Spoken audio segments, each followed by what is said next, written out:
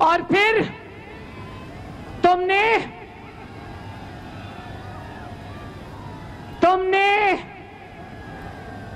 Justice खोसा ने तुमको कहा कि मेरे पास लाओ एप्लीकेशन, मैं तुम्हारी मदद करता हूं, और फिक्स्ड मैच के जरिए तुमने नवाज शरीफ को इकामा पर बाहर निकलवाया। और ना सिर्फ ये, आप जानना चाहते हो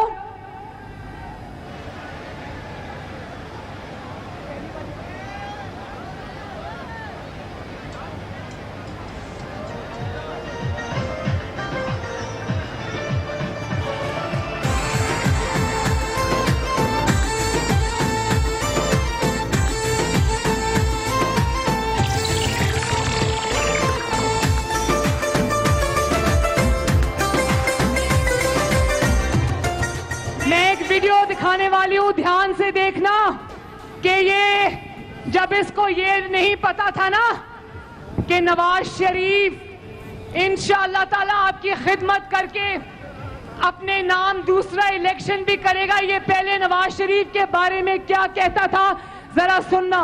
लगाएं जी वीडियो नंबर 1।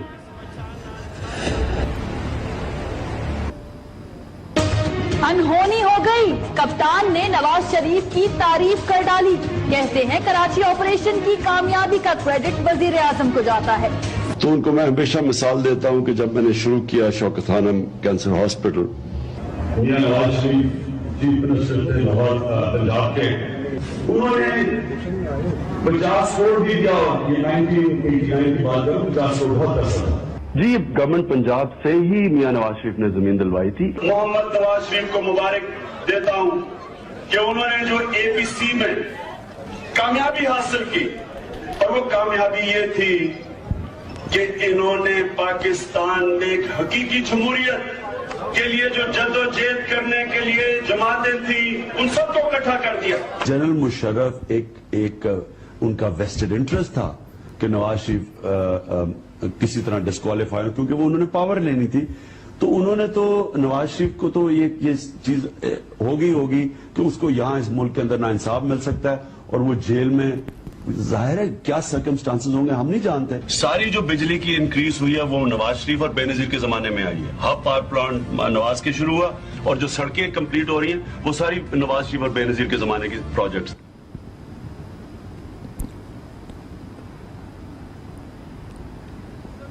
और इसने फिक्स मैच के जरिए 2018 के इलेक्शन से पहले नवाज शरीफ और आपकी बेटी मरियम नवाज को धांधली से इलेक्शन से बाहर कराया।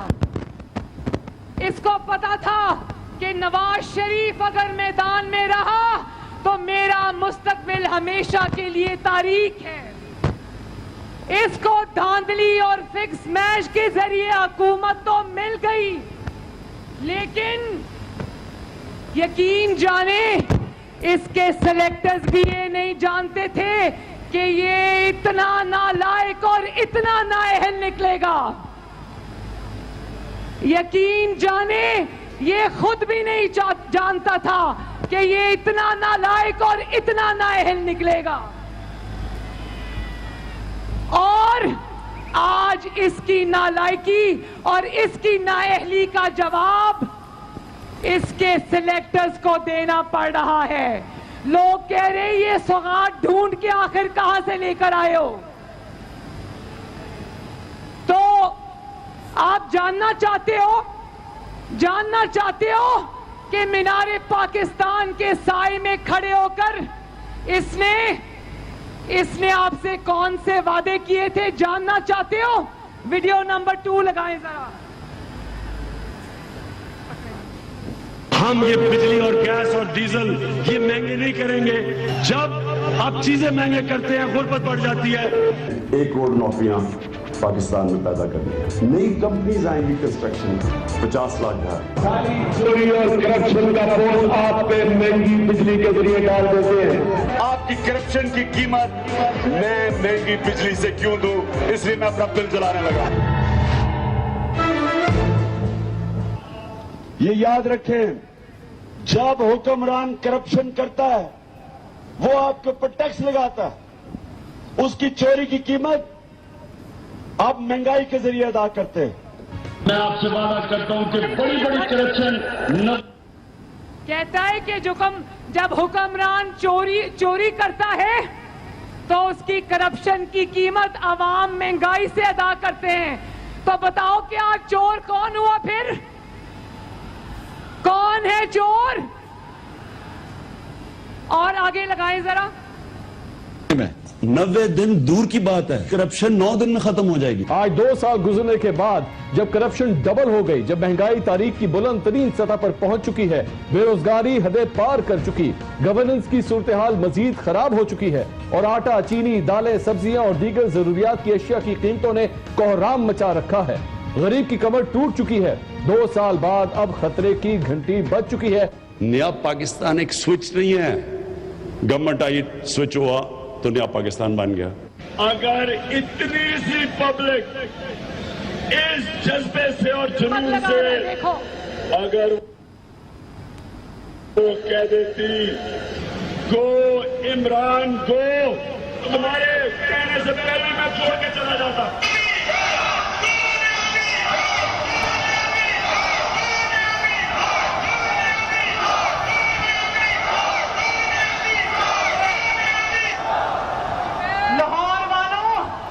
इसी जगह खड़े होकर ये 2011 में झूठों का पलंदा लेकर आया था आपके पास।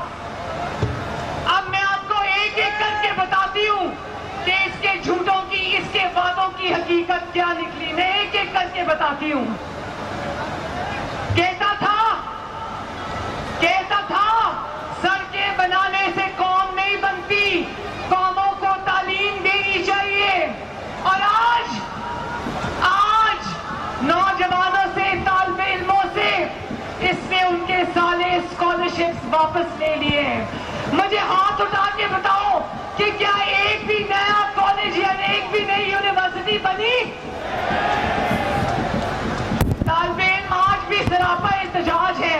कहता था कि जो प्राइम मिनिस्टर हाउस है और लाहौर का गवर्नर हाउस है, इसको यूनिवर्सिटी बनाऊंगा। बनी? एक कहता था कि मैं इंसानों पे खर्च करूंगा, इंसानों पे खर्च करूंगा, तो उसकी हकीकत भी सुन लो।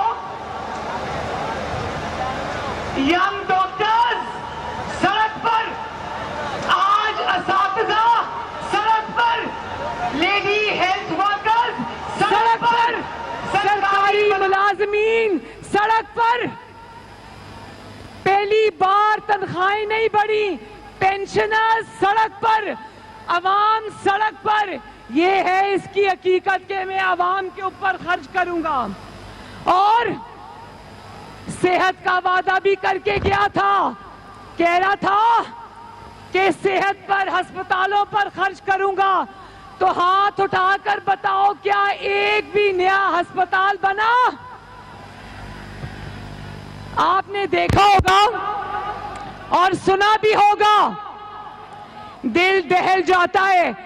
खैबर टीचिंग हॉस्पिटल खैबर पख्तूनख्वा में 7 कोरोना के मरीज जान से हाथ धो बैठे क्योंकि वक्त पर उनको ऑक्सीजन के सिलेंडर्स नहीं पहुंचे हॉस्पिटल में। और आज अस्पतालों के बाहर लिख के लगा दिया है कि स्ट्रेचर के और व्हील चेयर के 20 रुपए अलग से देने पड़ेंगे। और दवाइयों की कीमतों में 600% इजाफा हो गया है। अब लाहौर के मेरे बहन भाइयों, बीमार होना भी आसान काम नहीं है।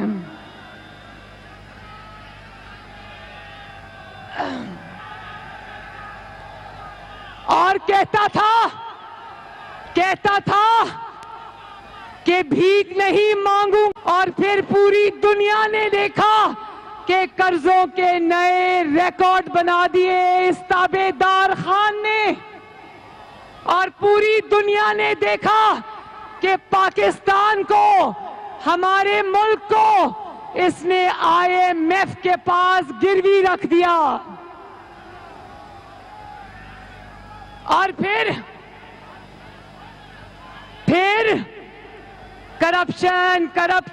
करप्शन के रोने रोता था।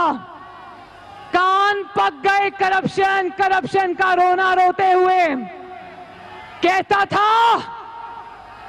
था मैं ऐसा निजाम लेकर आऊंगा कि जो बड़े लोग हैं उनको कानून के नीचे लेके आऊंगा। तो बट कड़ाही वालों को तो तुम कानून के नीचे ले आए, लेकिन पापा जॉन्स पिज़्ज़ा का नाम सुना है ना? क्या तुम्हारे अंदर इतनी हिम्मत है कि जनरल आसिम सलीम बाजवा के ऊपर तुम करप्शन का मुकदमा बनाओ? जानते हो ना पापा जॉन्स पिज़्ज़ा किसका है? किसका है? जरा बताओ पापा जॉन्स पिज़्ज़ा किसका है? हाँ, और करप्शन की दास्तानें दुनिया सुन रही है। मालम जब्बा स्कैंडल, रैपिड बस जो पेशावर की बनी थी, मेट्रो बस जो चलती कम है और जलती ज्यादा है, अवाम उसको धक्के लगा भी रही है और धक्के खा भी रही है। और फिर बिलियन ट्री सुनामी, जिसमें सुप्रीम कोर्ट ने कहा कि वो बिलियन ट्रीज कहां लगाए हैं, हमें तो नजर नहीं आ रहे। क्या वो सारे ट्रीज जो हैं, वो सारे दरख्त क्या बनी गाला में लगा दिए हैं जाकर? और फिर आटा स्कैंडल, चीनी स्कैंडल, एलएनजी स्कैंडल, महंगी बिजली स्कैंडल, महंगी गैस स्कैंडल। इस गवर्नमेंट की परफॉर्मेंस तो कुछ नहीं है, स्कैंडल्स के ढेर लग गए हैं। और इंशाल्लाह एक दिन आएगा जब अवाम तुमसे एक एक पाई का हिसाब लेगी, इंशाल्लाह ताला।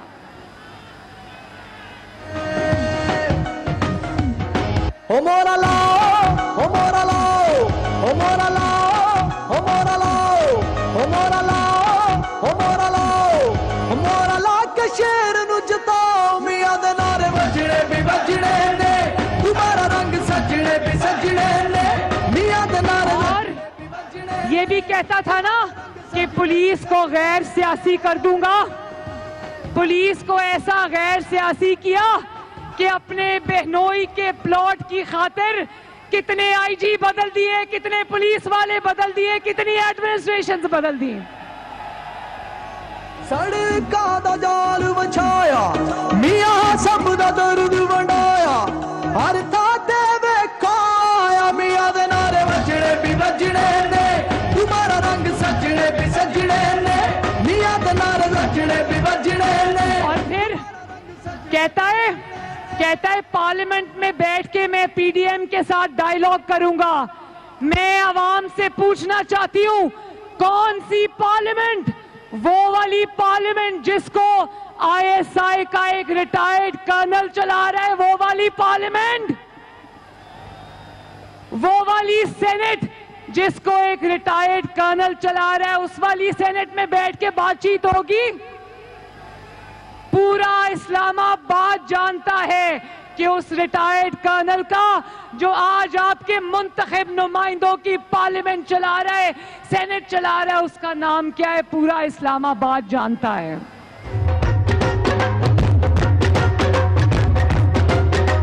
करप्शन, गैस, बिजली चोरी, हर तरफ लूट मारे। और फिर कहता है, और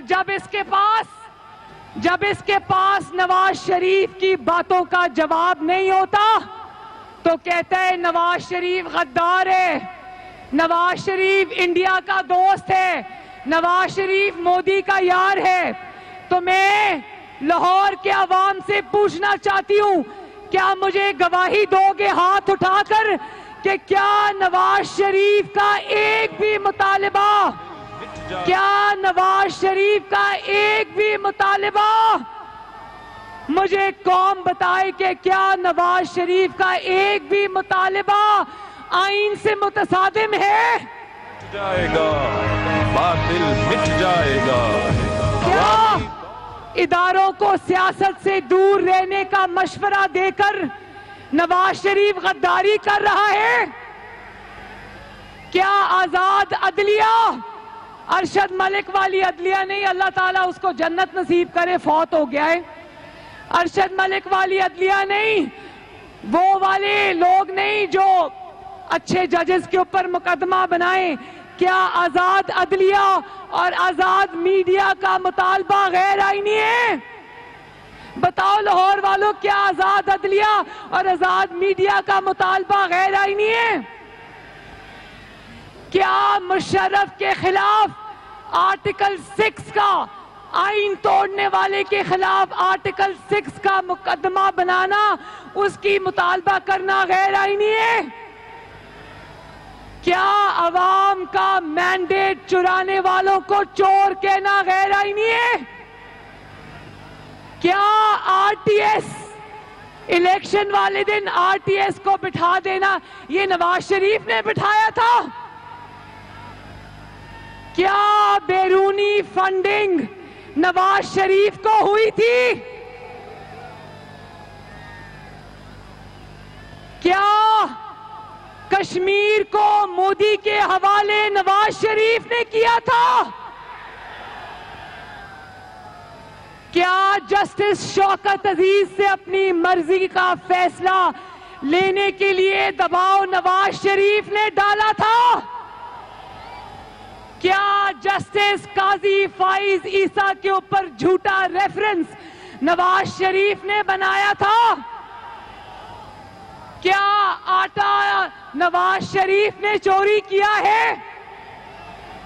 क्या महंगाई को रिकॉर्ड सतह पर नवाज शरीफ लेकर गया है? और फिर कहता है कि ऑपोजिशन पर अल्लाह का अजाब है। हम तुम्हारे जुल्म तो सह रहे हैं, मजलूम पर अल्लाह ताला का अजाब नहीं आता, अल्लाह ताला का अजाब जालिम पर आता है। और तुम जालिमों, इंशाअल्लाह इस अवाम की बद्दुआएं और तुम्हारा जुल्म तुम्हें लेके बैठेगा इंशाअल्लाह। यहूद के पैरोकारों से, इस मिट्टी के गद्दारों से, और अब लाहौर ने भी ये फैसला दे दिया है कि ताबेदार खान तुमको जाना होगा, तुमको जाना होगा, क्योंकि तुमने इस मासूम कौम को धोखा दिया है।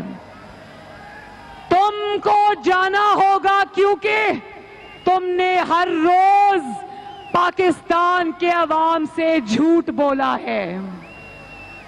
तुमको जाना होगा क्योंकि तुमने हंसते बसते तरक्की करते हुए मुल्क को तमाशा बना के रख दिया है।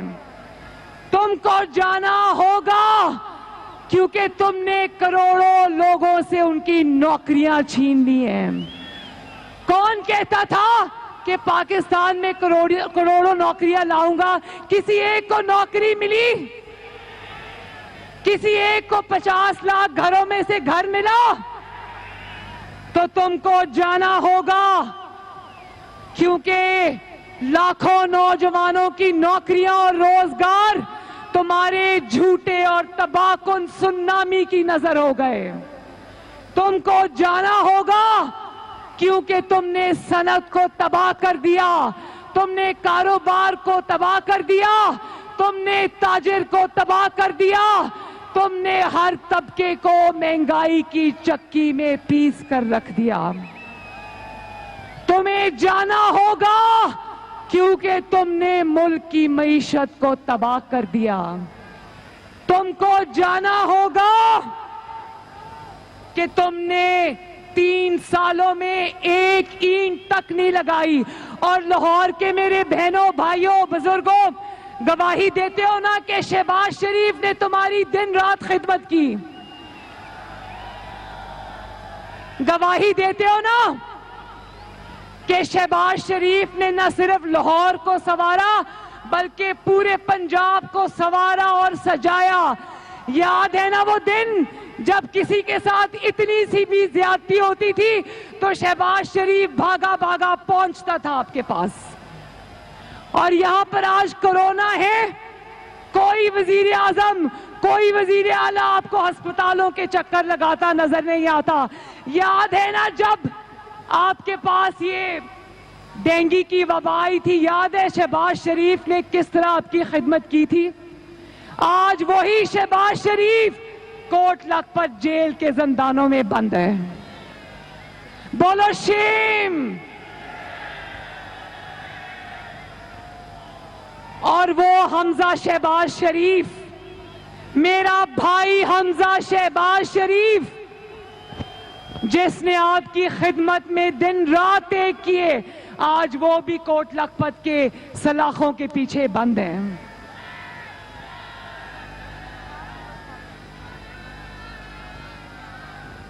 तो आखिर में मेरे लाहौर के भाइयों और बहनों, मैं चाहती हूं कि आप लोग ये बात समझें कि आपके वोट की इज्जत होगी। आपके वोट से अगर हुकूमतें आएंगी, वज़राए आज़म आएंगे, तो वो आपके वोट की कुव्वत से अगर आएंगे तो उनको आपका ख्याल होगा। अगर जाली और वोट चोर हुकूमत आएगी, उसको सिर्फ अपनी नौकरी की फिक्र होगी, उसको आपकी फिक्र नहीं होगी। इमरान खान को सिर्फ ये फिक्र है कि किसी ना किसी तरह मेरी नौकरी बच जाए। तो क्या जाली हुकूमत की गिरती हुई दीवार को आखिरी धक्का देने के लिए तैयार हो? और लाहौर के वासियों, लाहौर के मुहिब्बे वतन शहरियों, अपनी बहन के साथ जरा वादा करो कि अगर इस्लामाबाद की तरफ आपको लॉन्ग मार्च करना पड़े तो निकलोगे, घरों से निकलोगे, और जितने दिन रुकना पड़ेगा अपनी बहन और बेटी के साथ रुकोगे। वादा, हाथ उठा के वादा। चलो आखिर में मेरे साथ लाहौर जिंदाबाद का नारा लगा दो। लाहौर, नवाज शरीफ, नवाज शरीफ, शहबाज शरीफ, पाकिस्तान मुस्लिम लीग नून, लाहौर के शेर जिंदाबाद, पीडीएम जिंदाबाद। और हाँ, एक और बात, मेरे बाद बिलावल भुट्टो जरदारी साहब बात करेंगे, मौलाना फजलुर रहमान साहब बात करेंगे, और आखिर में आपके और मेरे महबूब कायद मोहम्मद नवाज शरीफ आपसे खिताब करेंगे इंशाअल्लाह। तो उनका खिताब सुने बगैर जाना नहीं। मैं भी यहीं बैठूंगी, आप भी यहीं बैठो।